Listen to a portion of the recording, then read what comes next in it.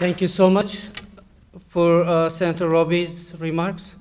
And I would like to call Professor Shaffer. He is a professor and chair at Department of Education, UMBC. Please welcome.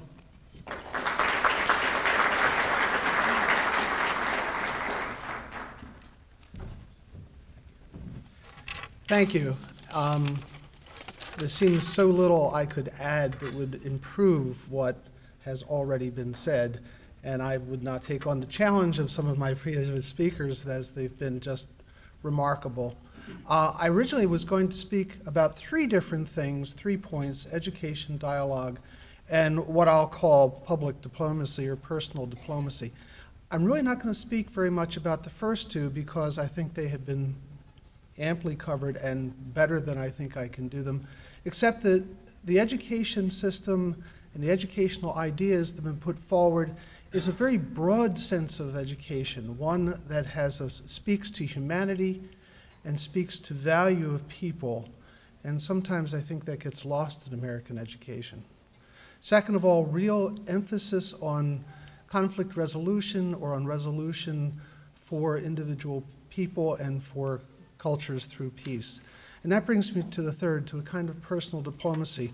And I wouldn't be an educator if I really wasn't involved in the applied part of the world. Okay, we're not so much theoreticians as we are people who do things.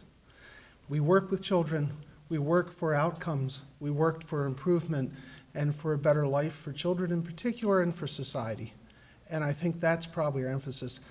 And what I see in the programs out of Marti is also the sense of tolerance and this kind of sense of an obligation, a responsibility to improve the world. So I want to emphasize that. I think the first thing, and you're going to hear echoes, I think, of everybody else's comments. And I should add one more thing here, which is being the last person on the program, it will be short. Okay. The first thing is to listen. And I'm going to use two personal examples, which I think, as I go through these little points I have, that have been central to my life. And I'm also going to embarrass a few people here. The first thing is that for 30 years I've been married to the same person who comes from a very different culture than myself. And listening to one another and accepting one another is a daily dialogue and a daily experience. Sometimes we're more successful than others, but it is central to both of our lives. So listening is critical.